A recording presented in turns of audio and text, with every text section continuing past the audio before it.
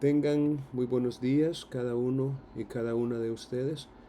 Vamos en este momento a dar inicio a la sesión de hoy, que es la primera sesión que corresponde a la semana número 2. Vamos a comenzar haciendo un pequeño repaso o vamos a pasar nuestros ojos por los materiales que se han compartido con ustedes durante la presente semana. Aquí pueden ver en pantalla los módulos de la asignatura, que son como quien dice las distintas actividades o las distintas presentaciones o páginas, recursos, exámenes, videos, etcétera. Entonces, ahorita que vamos por la semana 2, digamos, el tema que corresponde a esta semana, de acuerdo con la planificación de la asignatura, es los principios relativos al proceso. Déjenme ver si ustedes logran ver lo mismo que yo. Ok, más o menos. Bien, entonces en esta semana nos corresponde analizar los principios relativos al proceso. Y las indicaciones para la semana aparecen también aquí y básicamente son las siguientes. Dice, esta semana haremos el laboratorio 1 del cómputo 1. Y es que así como está diseñada la calendarización académica, prácticamente necesitamos una prueba evaluada sumativamente cada 2 semanas y a veces cada 3, pero la mayor parte es cada 2 semanas. Entonces, prácticamente necesitamos tener eso muy en cuenta porque nosotros tenemos diseñado el sistema de evaluación sumativa a partir de 9 actividades evaluadas, 3 por cómputo, y dentro de cada cómputo 2 laboratorios y un parcial. Entonces, obviamente necesitamos completar esas 9 actividades como mínimo porque podrían ser más.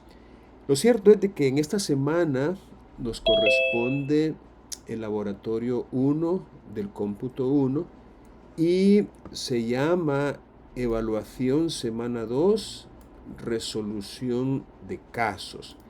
Esa es, digamos, el nombre que tiene la actividad de evaluación de esta semana y van a contar con 2 horas para poderlo completar.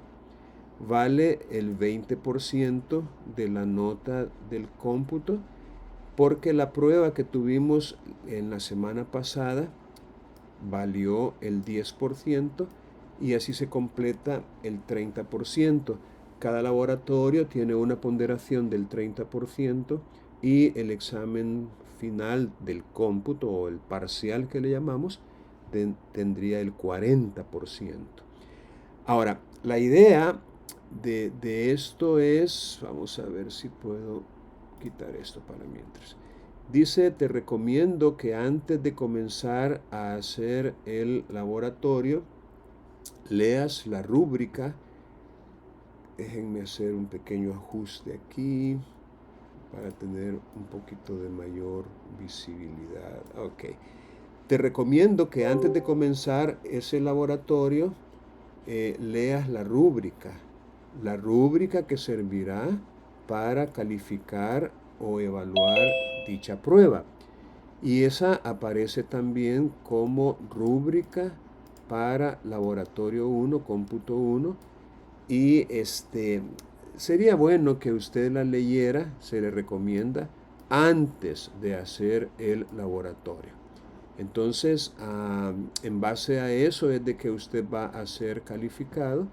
Y también, por supuesto, hay que estudiar los recursos complementarios, pues son esos los materiales que se han preparado para que usted pueda alcanzar la competencia esperada de la asignatura.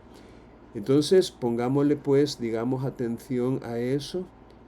Aquí está, miren, aquí pueden encontrar ustedes la rúbrica, donde dice rúbrica para laboratorio 1, cómputo 1, allí en actividades de evaluación, y abajito está el laboratorio con el cual van a trabajar. Van a tener, repito, hasta la medianoche del domingo para poderlo realizar, para poderlo hacer este laboratorio. ¿Alguna pregunta en relación con esto? Básicamente, lo que van a leer ustedes son en el Código Procesal Civil y Mercantil los artículos iniciales, los artículos básicamente del 1 al 20. Y eso aparece aquí lo pueden encontrar también en el módulo correspondiente a esta semana, en la parte que dice recursos complementarios. Aquí van a encontrar, y bueno, obvio, todos tienen ya este código, ¿no? Y también el Código Procesal Civil y Mercantil comentado en cuanto a los principios procesales, la explicación que allí se hace. Es más, ustedes pueden descargar directamente estos materiales a su propio dispositivo, ya sea computadora, tableta o teléfono, para poder disponer de ellos aunque no estuvieran conectados. Para poderlo descargar, nomás tienen que hacer clic en la parte que dice descargar y aquí está el documento. Y lo mismo con relación a la parte correspondiente en el Código Procesal Civil y Mercantil comentado, que también lo pueden descargar. Es más, hoy vamos a tener una actividad colaborativa para poder analizar estos primeros artículos, pero nos vamos a limitar a los artículos 1 al 16.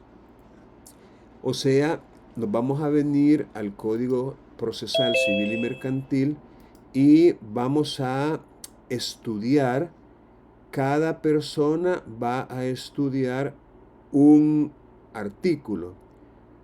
Por ejemplo, es posible que a usted le toque en suerte estudiar el artículo 1. Aquí necesito venirme para podérselos mostrar al código. Vamos a ver. Aquí necesito el Código Procesal Civil y Mercantil. Vamos a ver.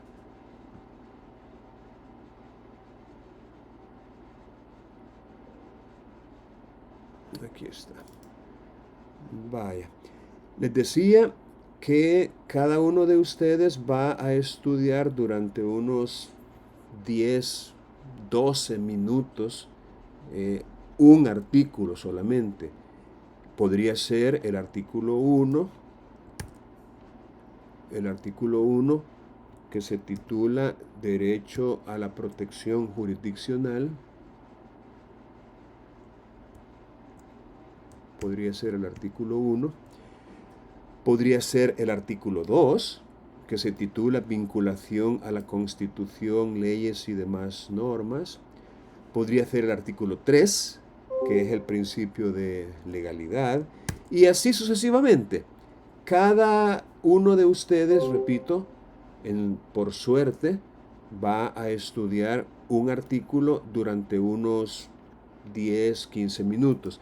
Entonces, les recomiendo que lea el artículo en el código y a continuación o al mismo tiempo lea también en el código comentado. Vamos a ver, aquí creo que me sacó.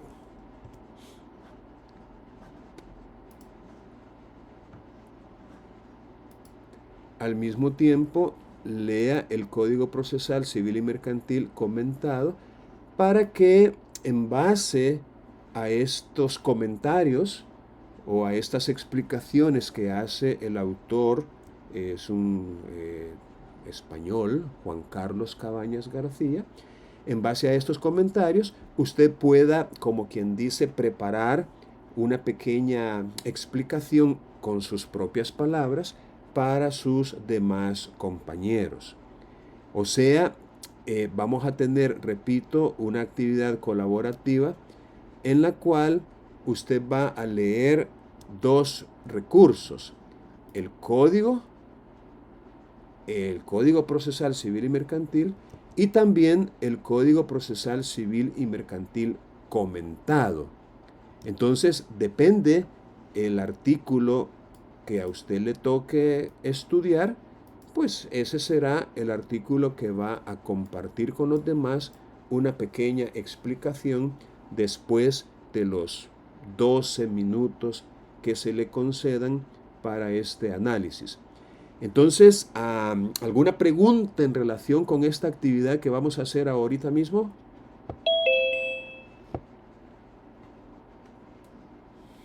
Bueno, espero entonces que hayan comprendido la explicación, porque ahorita mismo vamos a distribuir, digámoslo así, estos artículos entre todos ustedes. Y la manera que me parece más práctica ahorita es formando unos salones aquí dentro de Zoom, y allí le va a enviar a usted a un salón, Entonces, si a usted le toca el salón 3, entonces el artículo 3 es el que va a estudiar y a compartir. Si a usted le toca el salón 12, pues entonces será el artículo 12 el que usted va a estudiar y luego a compartir una pequeña explicación sobre lo que aprendió de ese principio con sus compañeros. Si a usted le tocara el salón 9, pues igual, artículo 9, ¿de acuerdo? Entonces ahorita mismo tengo 13 participantes conectados. Pues voy a generar los 16 salones ahorita, pero de momento vamos a tener algunos salones vacíos. Ok, del 1 al 16. Ahorita usted tiene que decir que acepta entrar, o sea, acceda al salón y quédese allí hasta que terminen los 12 minutos de tiempo que vamos a conceder. 12 minutos de tiempo para esta actividad. Ok.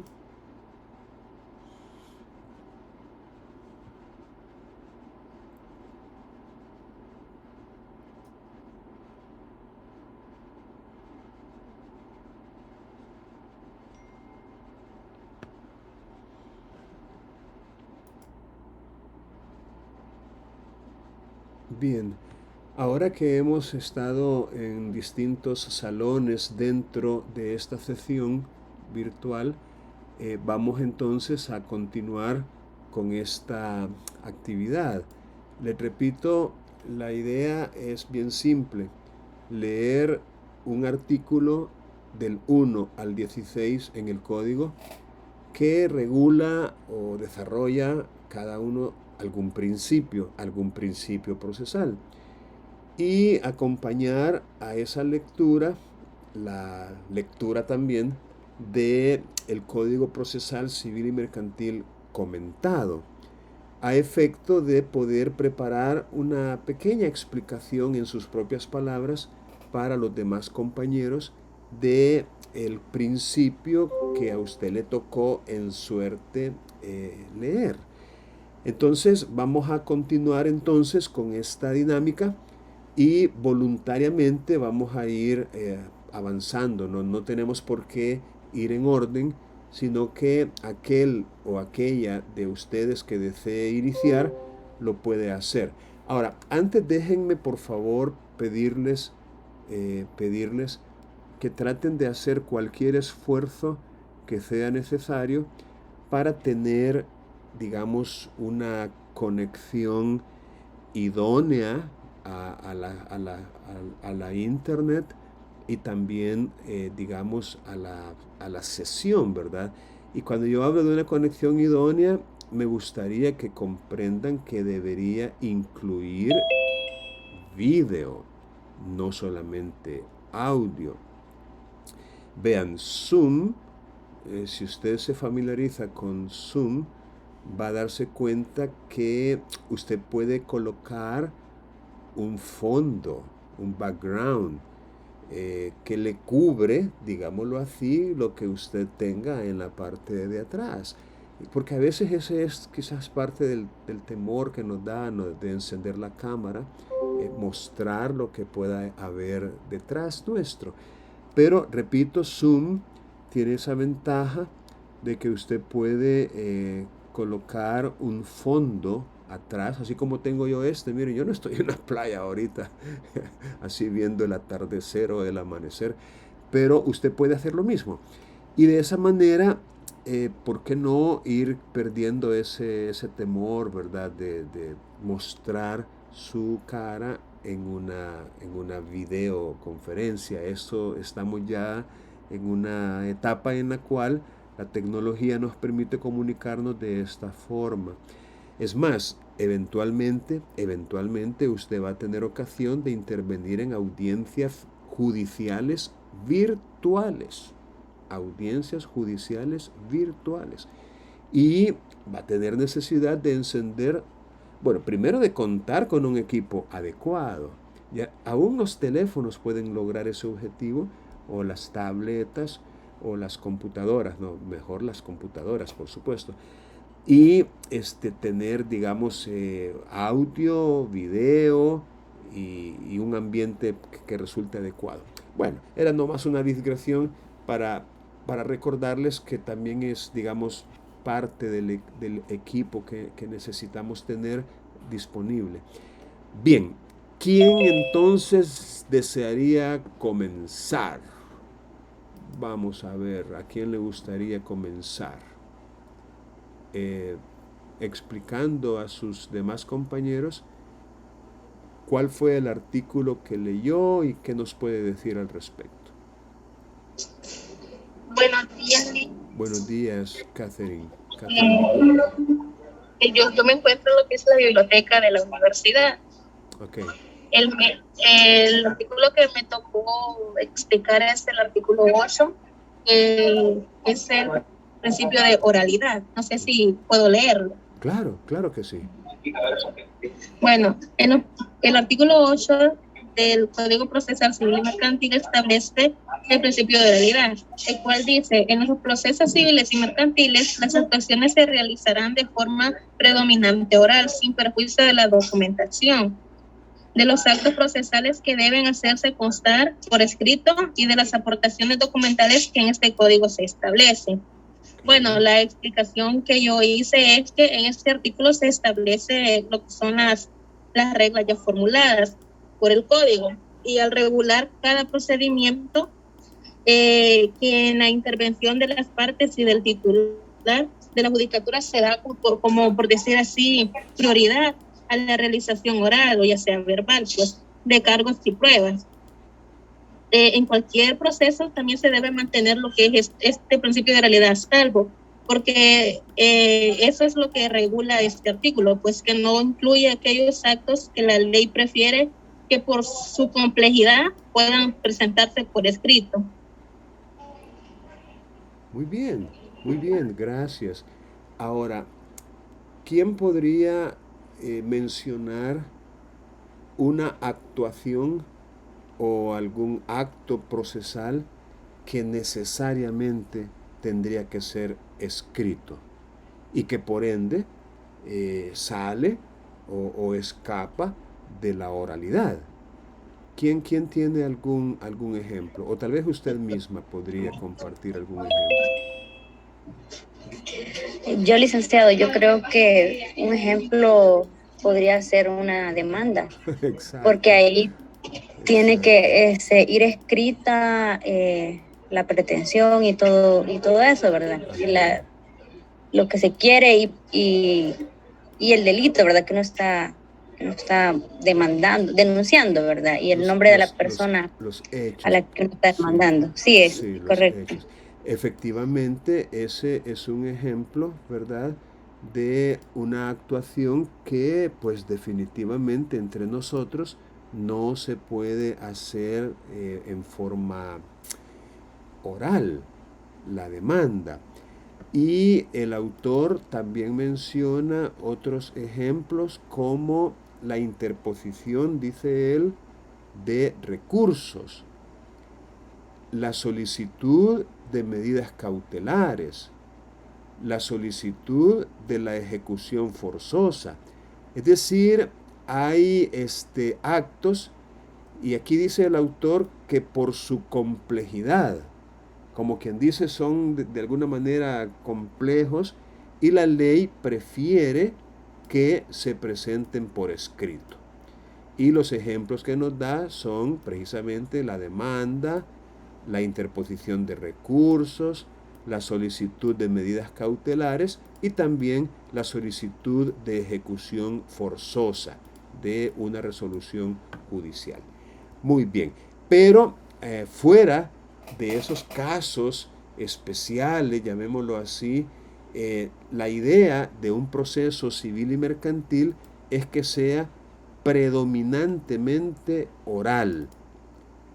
Por vía de ejemplo, las audiencias que se realizan dentro de estos procesos se hacen de manera oral.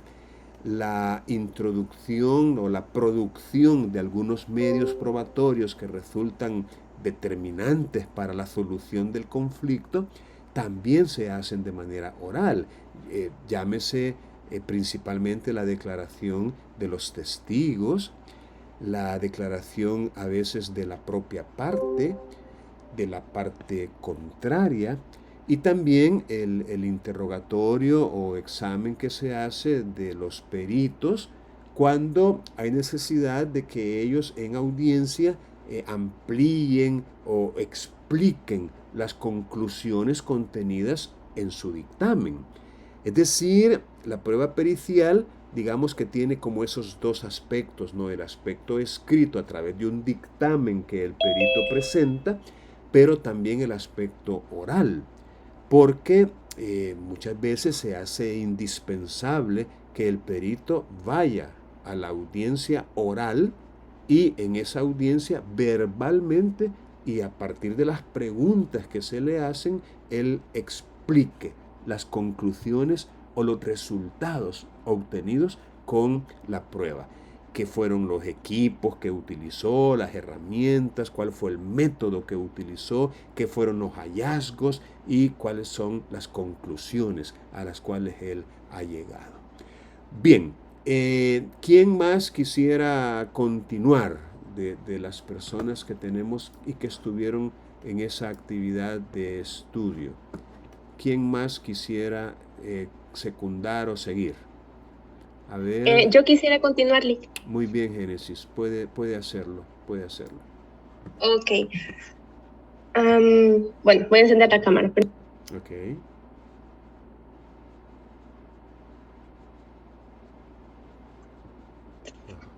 ¿Me logran ver? Sí, le vemos bien. Excelente. Ok. A partir del pequeño análisis que hice, a mí me tocó el artículo 2. Saqué algunas ideas principales, entonces quisiera primero leerles el artículo para después yo, leerles también las ideas que yo saqué para compartirles lo que yo entendí. Y el artículo 2 es sobre la vinculación a la Constitución, leyes y demás normas. Dice, artículo 2. Los jueces están vinculados por la normativa constitucional, las leyes y demás normas del ordenamiento jurídico, sin que puedan desconocerlas ni desobedecerlas. Todo juez, a instancia de parte o de oficio, deberá examinar previamente la constitucionalidad de las normas de cuya validez dependa la tramitación de cualquier proceso o el fundamento de las decisiones que adopten en el mismo. y si alguna de ellas contradice la normativa constitucional, la declarará inaplicable en resolución debidamente motivada, en la que se consigne la disposición cuya inaplicabilidad se declara, el derecho, principio o valor constitucional que se considere infringido, y las específicas razones que fundamentan. Las pruebas que se hubieran obtenido directa o indirectamente con infracción de derechos o libertades fundamentales no surtirán efecto. Ahora bien, les voy a compartir las ideas principales que yo saqué, que, bueno, también en apoyo del Código Procesal Civil y Mercantil comentado, es que, bueno, más que todo el primer inciso del artículo se refiere a un principio de legalidad, al principio de legalidad, pero en un sentido bastante amplio, explicando o, bueno, hablando sobre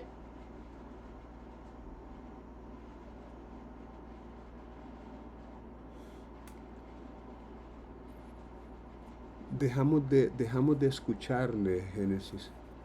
Parece que se frizó la conexión.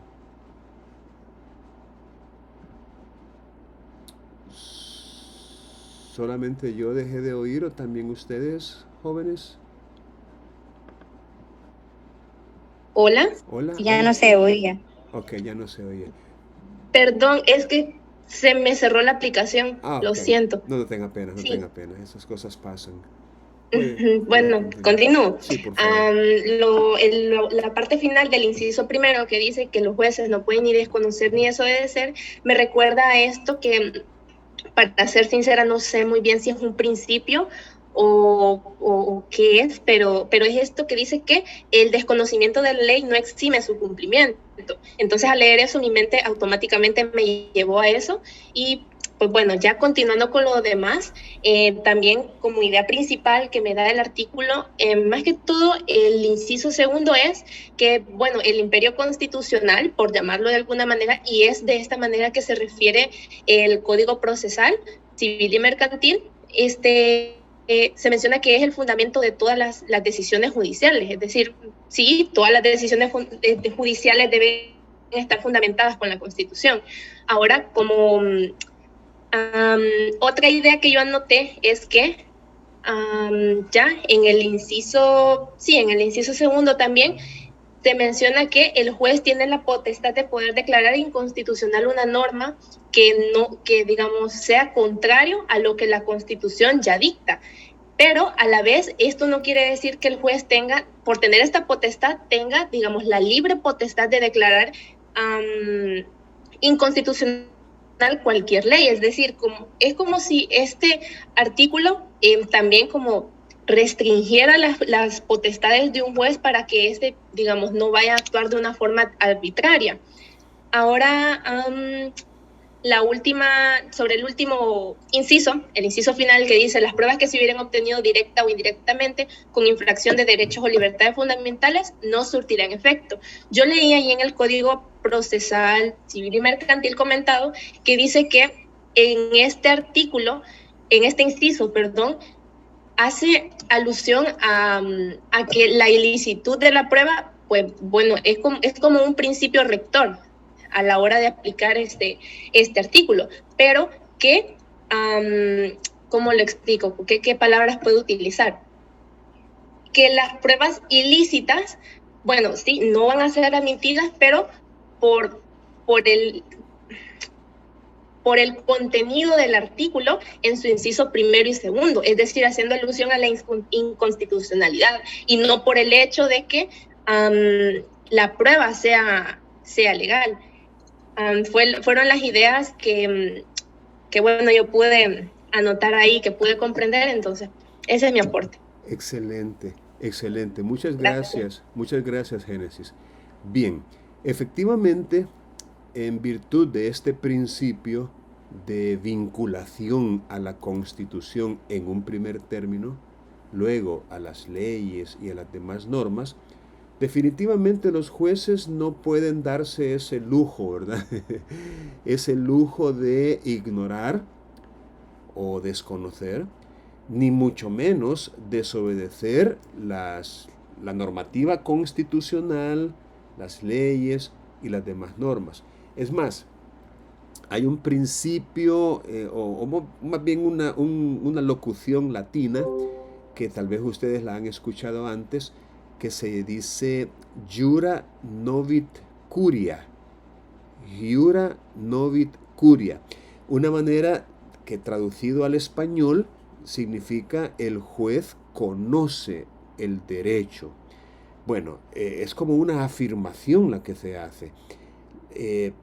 Bueno, no vamos a decir, digamos, con absoluta certeza que todos los jueces conocen todo. No, no, a lo mejor hasta resulte materialmente imposible que una persona tenga conocimiento de cada una de las ramas o de las áreas, ¿verdad?, en que el derecho pues ejerce su influencia.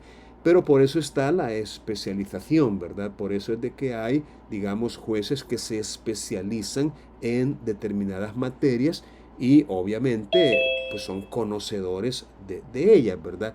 Ahora, lo que decía usted en cuanto a que el desconocimiento de la ley no exime o exonera de su cumplimiento es totalmente cierto, precisamente por una máxima, o más bien por una disposición legal que dice de que nadie puede ignorar, o mejor dicho, alegar la ignorancia de la ley.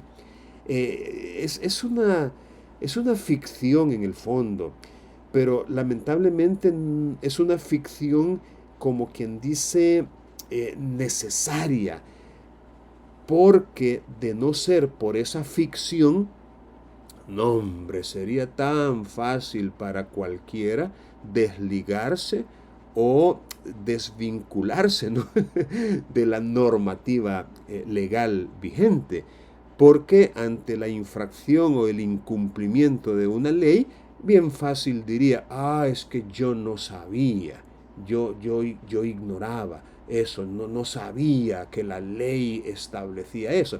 Entonces, por eso se ha hecho necesario establecer como una presunción de derecho, digámoslo así, que no admite prueba en contrario, el conocimiento de la ley.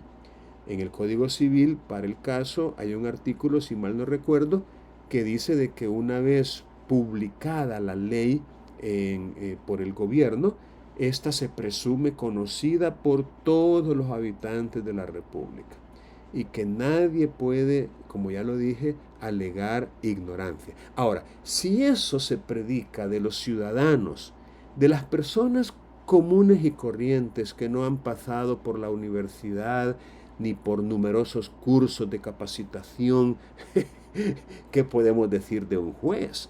Es decir, si se exige, si se presume que todos los habitantes de la República conocen la ley, repito, es una presunción que no admite prueba en contrario, pero es algo como necesario, ¿no?, establecerlo con ese imperio.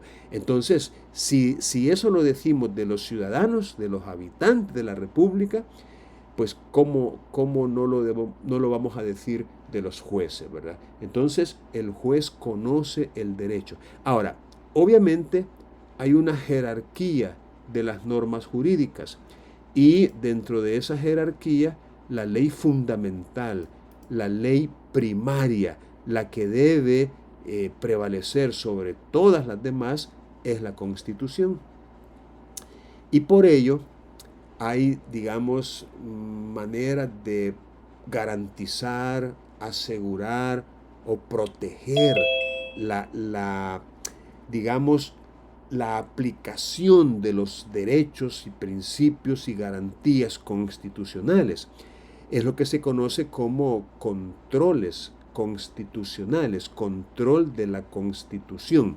Hay un control que es conocido como control difuso y hay un control que es conocido como control concentrado de la Constitución.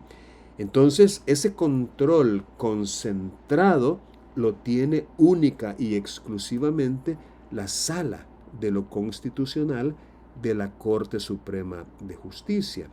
Es decir, solo a ella le corresponde declarar la inconstitucionalidad de cualquier norma sea código, ley, reglamento, decreto, ordenanza municipal, acuerdo, es decir, cualquier norma, obviamente que está por debajo de la Constitución y que sea contraria a la normativa constitucional, únicamente la sala tiene esa facultad para declarar la inconstitucionalidad.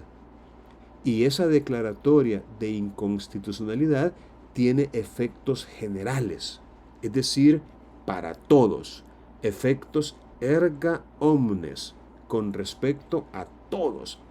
Expulsa literalmente del ordenamiento jurídico esa norma que la sala consideró inconstitucional.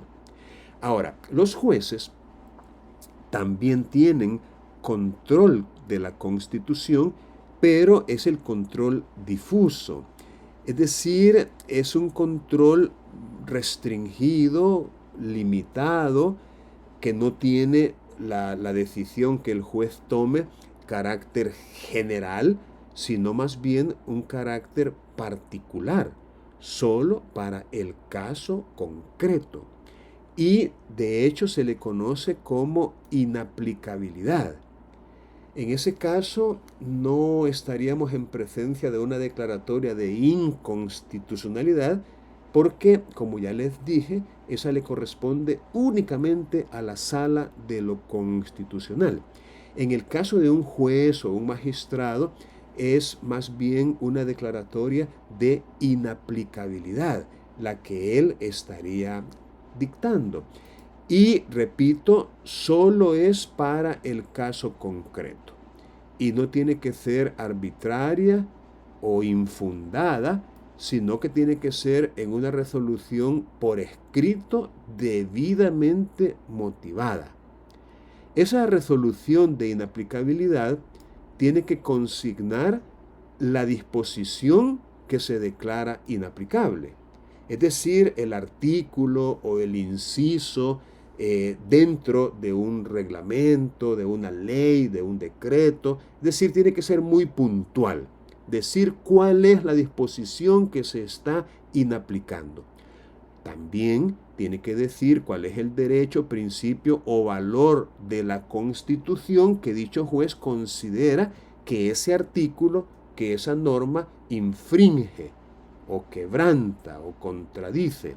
Y también las específicas razones que fundamentan esa declaratoria de inaplicabilidad. Ahora bien, hace relativamente poco se consideró que estas declaratorias de inaplicabilidad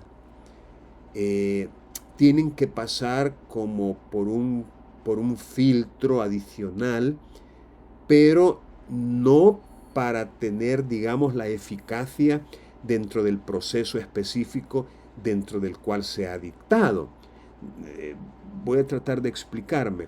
Si dentro de un proceso un juez declara la inaplicabilidad, pues si ya la declaró, dentro de ese proceso, pues se va a entender inaplicable.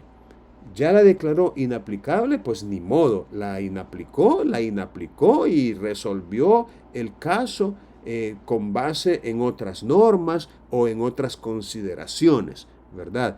Pero la resolución de inaplicabilidad para ese caso funcionó.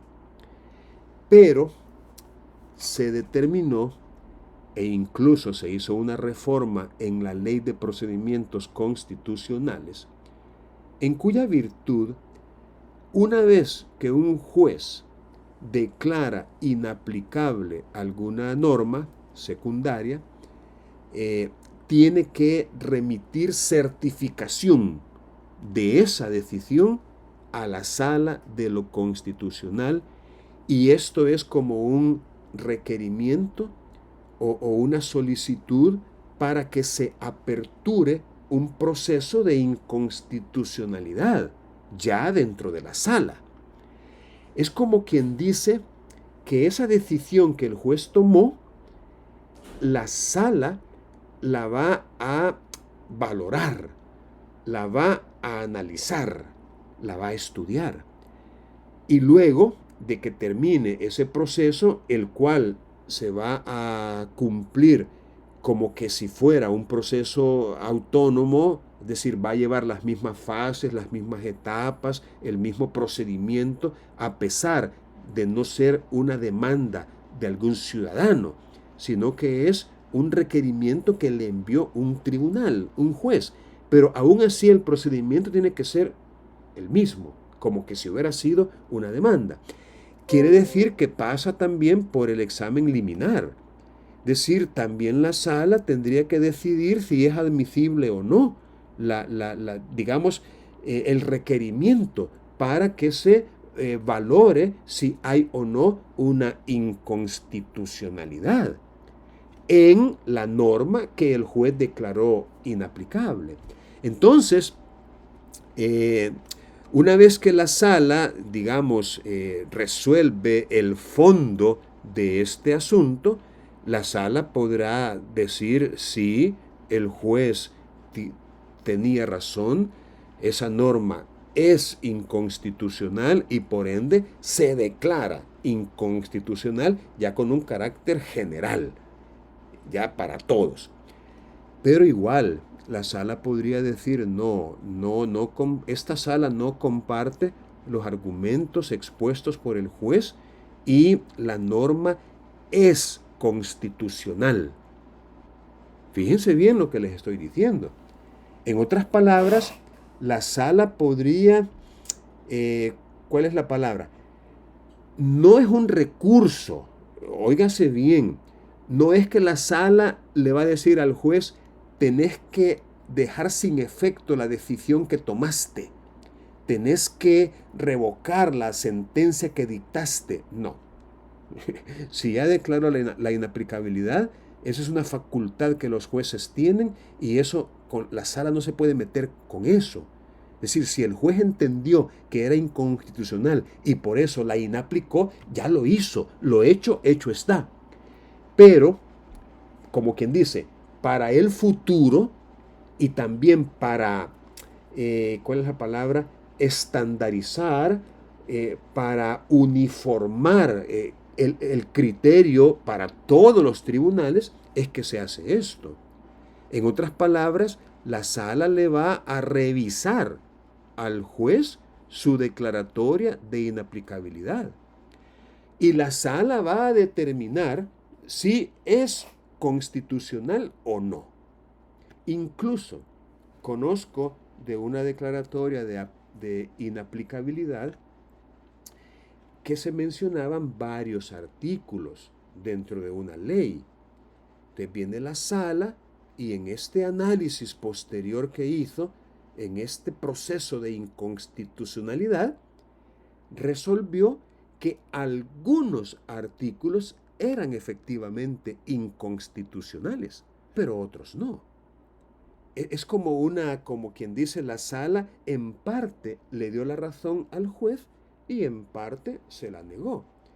Pero obviamente resultó importante esa declaratoria de inaplicabilidad porque logró que la sala pusiera atención en algunas normas que sí eran inconstitucionales. Y de esta manera, repito, es como se da este proceso. Primero se declara la inaplicabilidad y luego habría que remitirlo vía requerimiento a la Sala de lo Constitucional para que la sala inicie. Voy a compartir, se los anticipo, voy a compartir con ustedes una sentencia, mejor dicho, una resolución de la Sala de lo Constitucional, en donde nos interesa muchísimo en esta etapa de nuestro estudio, porque una jueza de San Salvador, específicamente de Ciudad Delgado, fíjense bien, declaró, o mejor dicho, declaró la inaplicabilidad del artículo 14 del Código Procesal Civil y Mercantil, que contiene uno de los principios que estamos estudiando en esta semana, el artículo 14, el principio de dirección y ordenación del proceso. Esta jueza le tocó resolver un caso en el cual se había planteado una demanda en un proceso declarativo abreviado de, era como de, no recuerdo el término que se utilizó, pero tenía que ver con unas presentaciones que se habían hecho en un registro de la propiedad. Entonces el solicitante presentó una demanda y el artículo 14, que alguno de ustedes quizá lo pudo haber estudiado, y en todo caso todos tenemos que estudiarlo, el artículo 14 dice de que cuando una de las partes comete un error en la vía procesal que ha invocado en la demanda o en la solicitud, se equivocó, pues. Es decir, si la parte en la demanda le puso vengo a iniciar un proceso abreviado de tal y tal y tal, pero si ese no debería ser un proceso abreviado, sino que debería ser un proceso común, un declarativo común, entonces los jueces están facultados para adecuar el procedimiento, para darle a la pretensión contenida en la demanda el cauce que legalmente le corresponde. En otras palabras, el juez está facultado para direccionar el proceso por la vía que le corresponda legalmente, aunque la parte interesada haya pedido una vía distinta, es decir, aunque la parte interesada se haya equivocado. Entonces, esta jueza entendió que en ese caso que le plantearon, en esa demanda en proceso declarativo abreviado, no había contención. Según ella, no había posibilidades de oposición, de contradicción. Es decir, no era un asunto de jurisdicción contenciosa, sino, dijo ella, es un asunto de jurisdicción voluntaria. Ahora bien, el artículo 14 le imponía a ella el deber, la obligación de tramitar eso, obviamente ya no como un proceso contencioso, sino como diligencias de jurisdicción voluntaria. Pero ella analizó, en base a este artículo 2, analizó o examinó la constitucionalidad del artículo 14, porque es una norma de cuya validez depende la tramitación de un proceso, tal como lo dice el artículo 2. Entonces, utilizando como fundamento este artículo 2, ella examinó la constitucionalidad del artículo 14 y concluyó que no era constitucional. Para ella, esa norma violaba, entre otros, el principio de legalidad, el principio de libertad, es decir, el principio de imparcialidad de los jueces. Es decir, ella hizo un argumento, bueno, interesante, según el cual era hasta cierto punto, ella lo dijo literalmente, veo con preocupación esa facultad que tienen los jueces como para interferir en la voluntad manifestada en el escrito por la parte interesada. Algo así como que dice, lo que él quiere es eso, no quiere otra cosa. Entonces yo no tengo por qué modificar su voluntad y cambiar lo que él quiere por otra cosa que no quiere y que por ende no la ha pedido. Entonces, si él no me ha pedido que yo le tramite esto en un proceso, o mejor dicho, en diligencias de jurisdicción voluntaria, entonces yo no puedo cambiar su voluntad y darle una tramitación diferente de la que él me ha pedido. Para esta jueza, ese error cometido por la parte debía obviamente tener sus consecuencias. O sea, si tú me pides un proceso abreviado y el proceso abreviado es el que procede legalmente, con gusto, entrémosle a un proceso abreviado. Pero si tú me pides un proceso abreviado y no es el proceso que corresponde, entonces no puedo yo tramitar un proceso abreviado, pero tampoco puedo tramitar ninguna otra cosa porque no me la has pedido. Entonces, para esta jueza, si está bien lo que se dijo en el escrito inicial, sea demanda o sea solicitud, si está bien, admítase. Si está mal, rechácese y punto. Ese, repito, es el criterio manifestado por la jueza en su declaratoria de inaplicabilidad. Ahora, ¿qué dijo la sala? Bueno, ustedes lo van a descubrir cuando lean la resolución que voy a compartir con ustedes. ¿De acuerdo?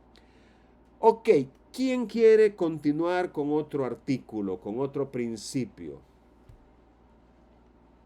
Buenas tardes, licenciado. ¿Puedo Buenas continuar yo? tardes. Muy bien, muy bien. Aleida.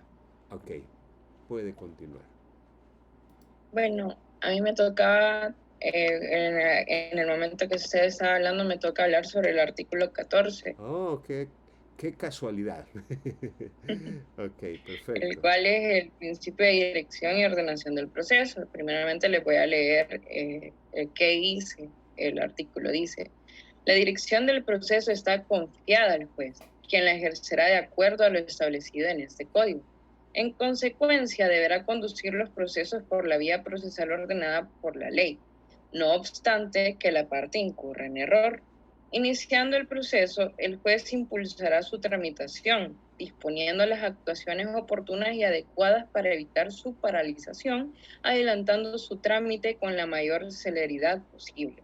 Por tanto, será responsable de la ordenación del proceso, así como de cualquier demora ocasionada por su negligencia. Dentro del comentario del código comentado dice: luego lo que aquí en definitivamente se pretende establecer es un aspecto más concreto de esta tarea de dirección del juez, y es lo que conecta con el llamado principio de impulso oficial del procedimiento. Y según Prieta Castro, dice que el impulso procesal es la fuerza o actividad que pone en movimiento,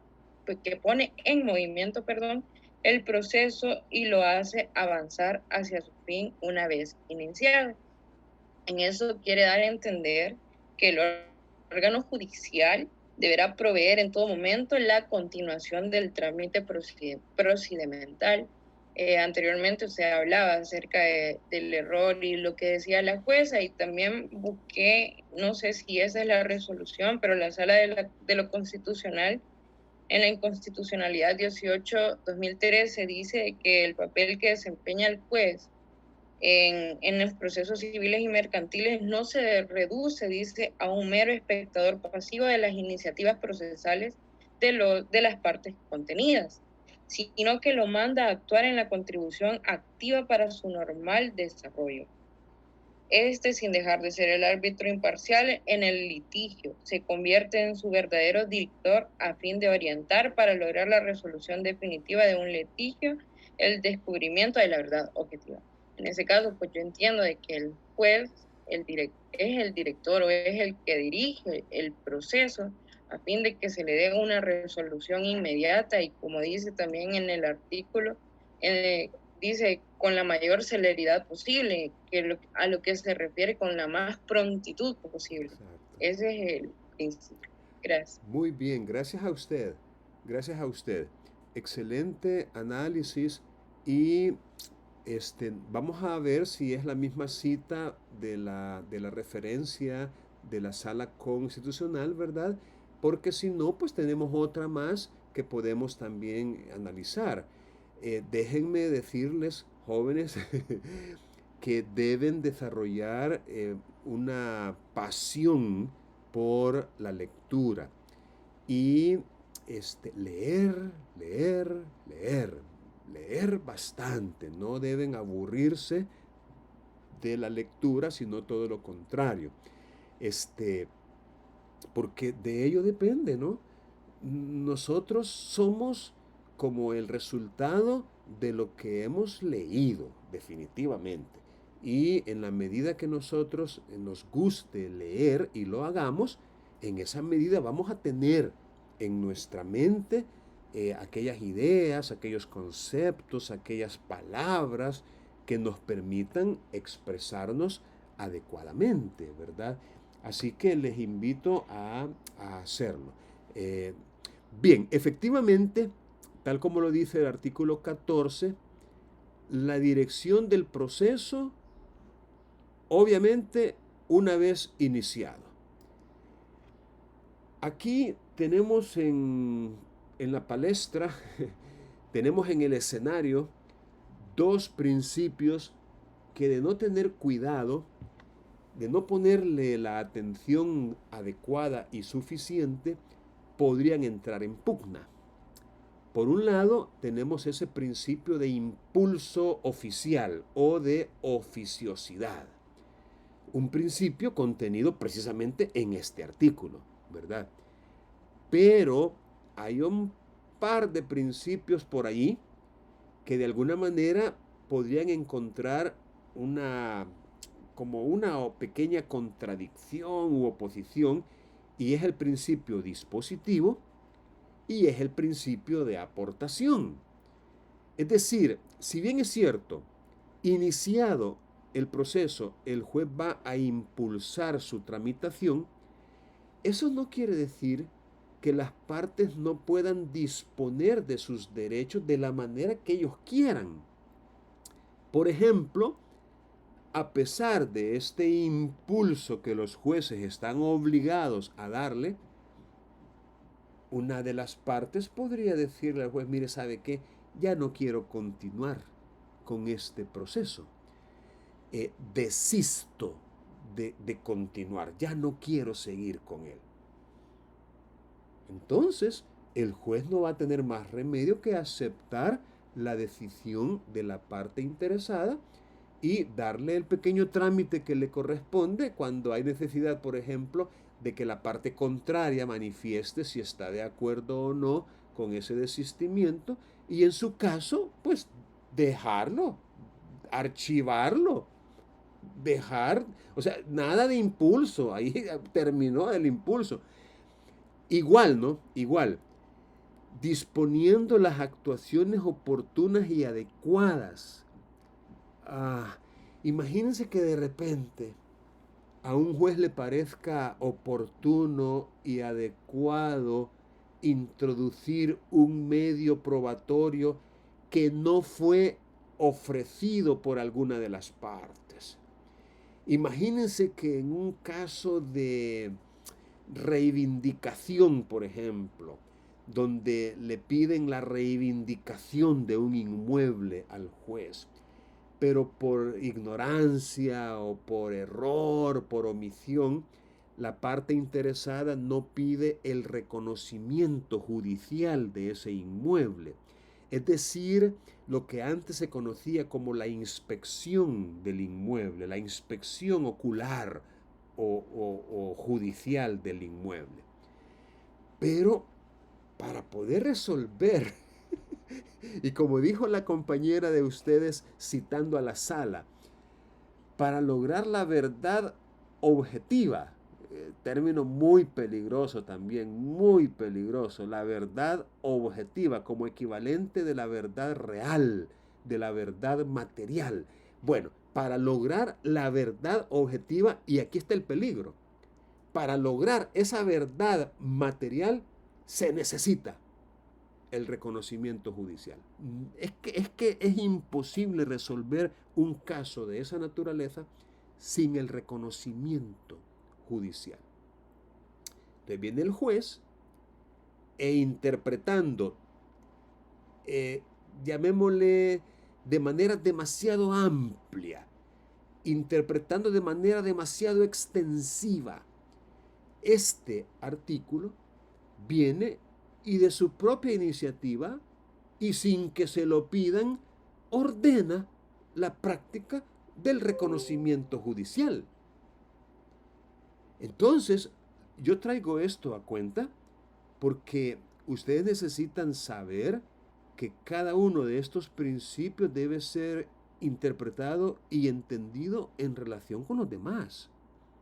O sea, no de manera aislada, antojadiza hasta cierto punto, sino congruente y entendiendo también que hay otros principios que podrían estar por encima o a la par, qué sé yo, de este otro.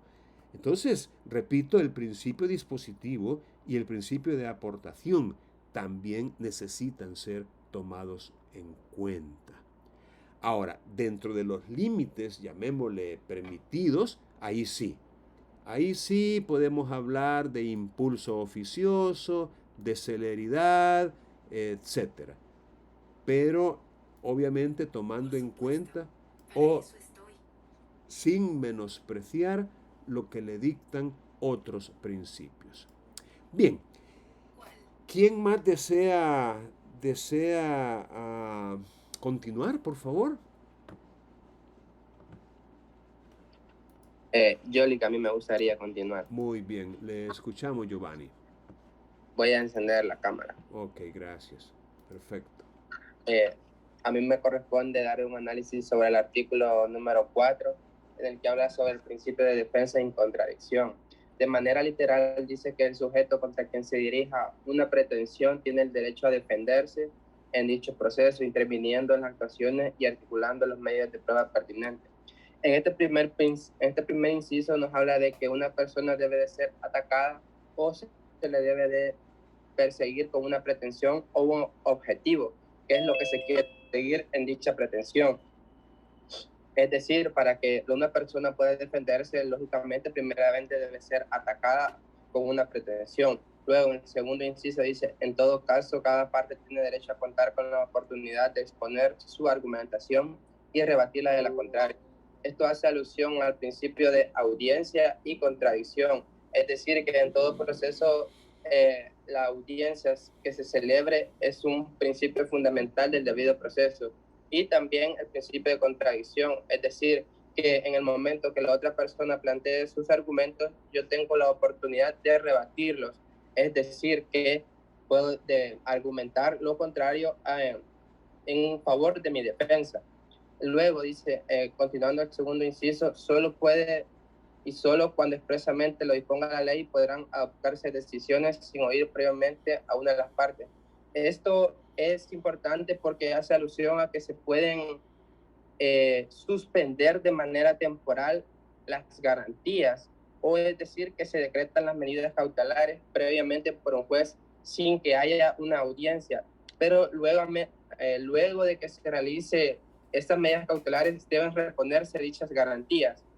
En síntesis, este principio lo que nos dice es que toda persona tiene el derecho de ser oída y vencida en ese caso y tiene el derecho de contradecir a la otra parte. Eso sería todo. Muy bien, muy bien. Muchas gracias. Muy completo su análisis y efectivamente, ¿verdad? Según este artículo 4, todas las personas tenemos garantizado incluso por la Constitución misma el derecho de defendernos y controvertir o contradecir lo que la parte contraria ha dicho dentro del proceso. Aquí tenemos un riesgo que yo quisiera llamar su atención ya desde la óptica de los valores, porque recuerden que la competencia se integra no solamente por conocimiento o saber conocer, ni por habilidades o destrezas, saber hacer, sino que también saber ser y convivir. Entonces, miren, hay una tentación bastante grande en algunas personas y se trata de hacer creer al tribunal que el paradero de la persona que se está demandando se desconoce, que no se sabe dónde la persona vive o reside. Esa tentación básicamente permite o va dirigida a que no se defienda. Así de sencillo. Es decir, a hacer el proceso a sus espaldas. Que no se dé cuenta. ahí sí regresa, y cuando regrese, si es que regresa, entonces pues ya el tamal ya está hecho, ¿no? Entonces yo les quiero pedir que ustedes como abogados no vayan a aceptar a sabiendas que se demande a una persona con la falsedad o la mentira de que no se sabe dónde es que esa persona reside o dónde vive, para efectos de hacerle saber la existencia de la demanda para que ejerza ese derecho de defenderse, de controvertir, de articular por su parte los medios de prueba que estime convenientes. Es decir, no debemos ser, voy a usar una palabra que tal vez resulte un poco fuerte, cobardes, porque eso es cobardía. O sea, eso no, mejor digamos que se fue hace algunos años y que a saber dónde. A lo mejor la persona está en San Salvador, a lo mejor está en Santa Ana, quizás en Chalatenango, a lo mejor aquí cerquita en La Unión. Es decir, pero con un poco de diligencia podríamos averiguar dónde es que vive. Y si tiene su domicilio allá en Sonsonate, pues desplazarnos hasta Sonsonate y demandarlo en un tribunal de Sonsonate, que es su juez natural, que es el juez de su domicilio y que por ende es el juez competente. Es decir, hay que hacerlo. O sea, hay que velar porque se cumplan estas garantías y estos derechos, no solo en la persona que nosotros representamos, también la otra tiene derechos. Ahora, ¿qué es lo más común? A ver, díganme ustedes, ¿qué es lo más común híjole, en un 40% de los habitantes de la República de El Salvador? Tal vez el porcentaje esté totalmente equivocado. Pero ¿qué es lo más común? ¿Qué familia actualmente no tiene algún familiar qué? ¿De qué estoy tratando de decir? ¿Terminen mi idea? Lick, creo que se refiere cuando una persona tiene su domicilio en un lugar, pero reside en otro. Puede dar a lugar eso de que no lo encuentren. Podría ser, pero cuando yo me refiero a qué es lo más común y que cada familia, casi cada familia, tiene a alguien viviendo en el extranjero, a eso me refería. Es muy común que personas se han movido, se han mudado, se han trasladado, y no dentro del propio país, sino para otro lado. El destino, el destino por excelencia, ¿cuál ha sido?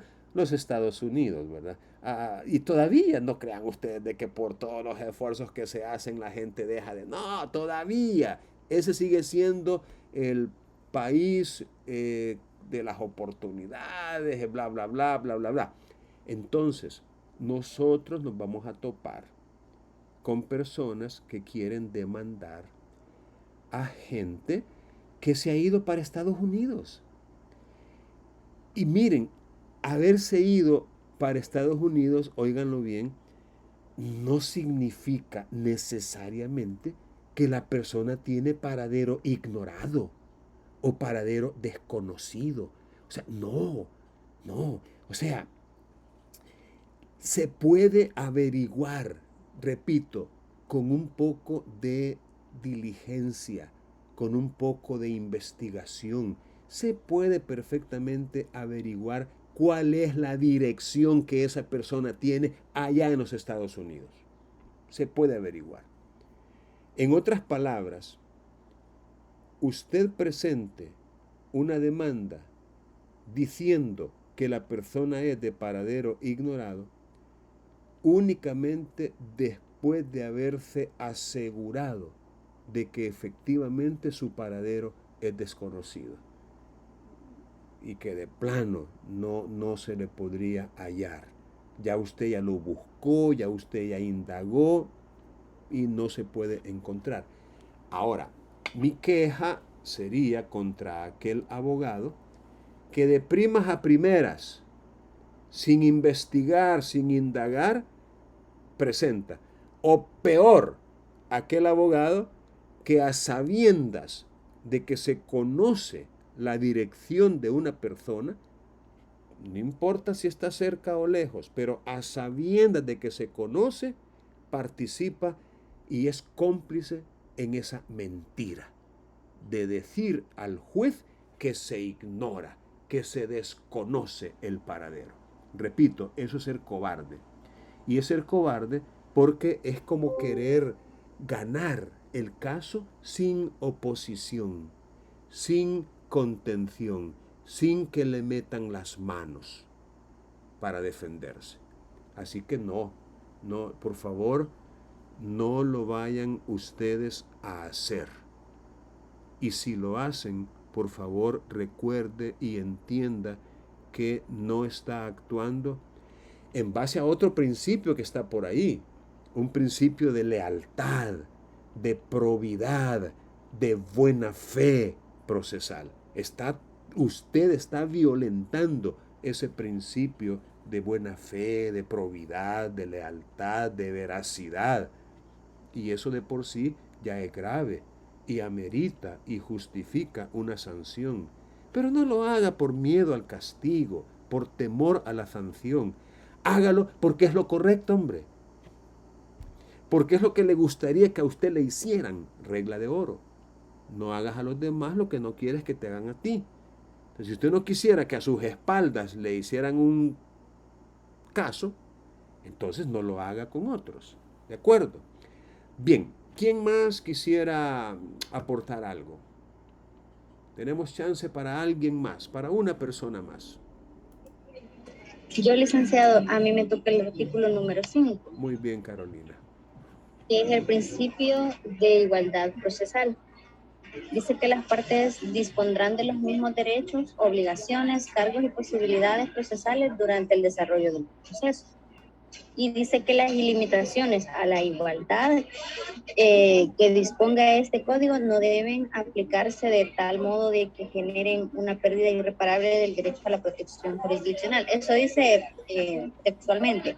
En el comentario que leí, dice el autor que este principio de igualdad se refiere que ambas partes o las partes involucradas tienen el mismo derecho de ser tratados con igualdad.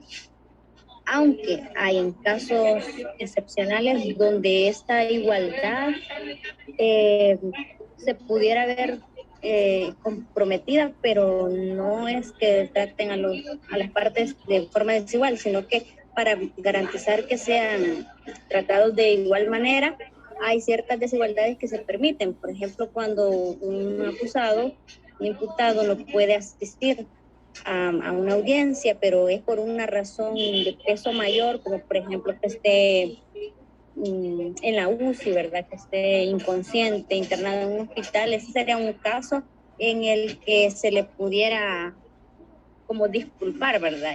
Esa falta. ¿Para qué? Para que cuando esta persona, como tiene derecho a la defensa, él se pudiera presentar ya después, o que el proceso se pueda como pausar. Se pueda pausar hasta que eso esté en condiciones.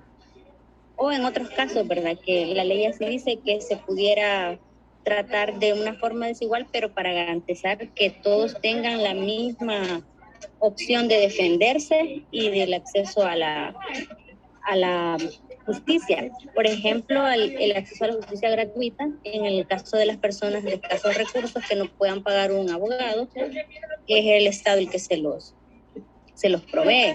Pero si la persona puede y tiene recursos para hacerlo, entonces el Estado lo trata con desigualdad, porque no le puede dar un beneficio que otro esté requiriendo con necesidad. No solo se lo puede dar porque tratarlo de forma igual, sino que porque lo necesita. En ese caso sería un trato desigual para garantizar la igualdad, de que tanto el que no tiene recursos pueda acceder a la justicia, como el que sí los tiene, porque ese puede pagarlos. Eso es lo que yo entendí. Excelente, excelente. El ejemplo último que usted dio es un ejemplo que ilustra de manera muy clara ese tratamiento que a veces el legislador tiene que autorizar y que en definitiva, si lo vemos con una óptica así, ¿verdad?, lineal, a rajatabla, como dicen algunos, si lo vemos objetivamente, puya mano, es un trato desigual, ¿verdad? Porque, vaya, en el caso ese de las personas que, como dice usted, por vía de ejemplo, carecen de recursos económicos para ser representados por un abogado particular, entonces el Estado le ofrece esa asesoría legal gratuita por medio de la Procuraduría General de la República, a fin de que se le asista y se le represente en el proceso sin tener que pagar. Pero al mismo tiempo el Estado está facultado, previo estudio socioeconómico, declaración jurada, o quizás a veces por la misma apariencia. Imagínense que llega a la Procuraduría una persona que anda con tremendas joyas, aretes, pulsera, un reloj Bulova o Omega o qué sé yo, las marcas famosas, bien vestido, con ropa cara, se baja de un vehículo todoterreno, último modelo. Aquí vengo a que me ayuden porque me acaban de demandar y quiero que me representen. No, hombre, o sea, la Procuraduría, sin necesidad de estudio posterior, estaría facultada para rechazarlo y para con toda la amabilidad del mundo decirle, no, mire, disculpe, le voy a contar que antes esta oficina se llamaba Procuraduría General de Pobres. Es decir, su razón de ser es atender y satisfacer necesidades de las personas de escasos recursos y que no puedan, como muy bien lo dijo usted, disponer de los fondos necesarios para contratar a un abogado particular. Entonces, efectivamente, esa igualdad de que se trata en este artículo 5 es una igualdad procesal, no es una igualdad, llamémosle, material, porque honestamente no podemos tapar el sol con el dedo y pretender que todos somos iguales, porque no es cierto. Siempre va a haber una situación de desigualdad material, o sea, eso es obvio, ¿no? Eso es obvio, eso sale de las mismas condiciones, la coyuntura, la naturaleza, la esencia de cada ser, de cada persona. Yo vi hace poco una gráfica, un dibujo, en donde se establecía la relación entre igualdad y equidad. Como que el término equidad modernamente ha venido a indicar un poco mejor esta relación y este trato que se debe dar. Les pongo, vamos a ver si encuentro, permítanme un segundito, tal vez con un poco de suerte encuentro esa figura, porque me gustaría mostrárselas. Tal vez la encuentro por aquí. Igualdad versus equidad. Vaya. Aquí la tengo y voy a ver si puedo mostrar solo una parte. A ver si lo logro.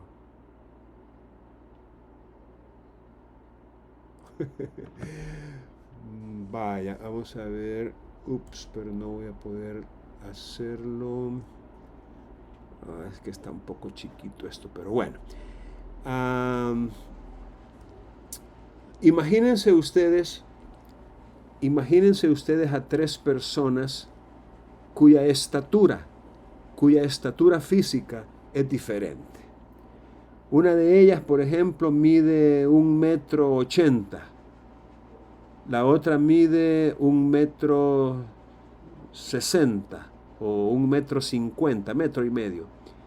Y la otra mide 1 metro. 3 personas cuya estatura física es diferente. No son iguales en estatura. Supongamos que quieren estas 3 personas presenciar un partido pero hay una cerca, hay un muro que impide que lo puedan ver. Entonces les vamos a proporcionar unos taburetes, unos bancos, unas cajas en las que se puedan poner de pie, ya, para poder ver el partido. ¿Me siguen? Entonces, con eso en mente,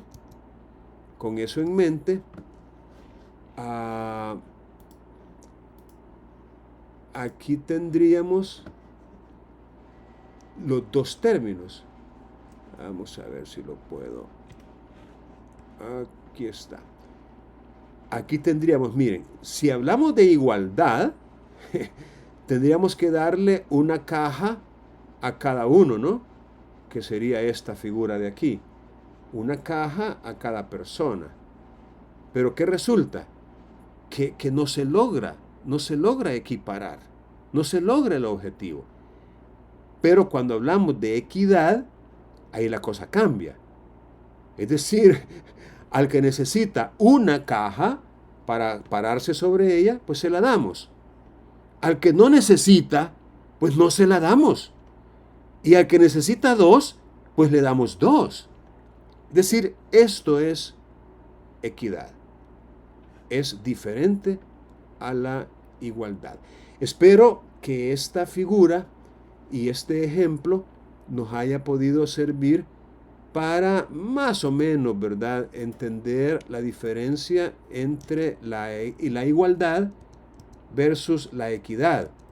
Porque, como les digo, este principio hace referencia más bien no a un trato igual, sino a un trato equitativo, que es el que tenemos que buscar. Bien, jóvenes, aún lamentablemente el tiempo se nos fue ya y voy a pasar a asistencia. Pero antes de pasar a asistencia me gustaría que definiéramos. Ustedes y yo estamos invitados a esa conferencia hoy a las 2 de la tarde. Entonces voy a parar la grabación también.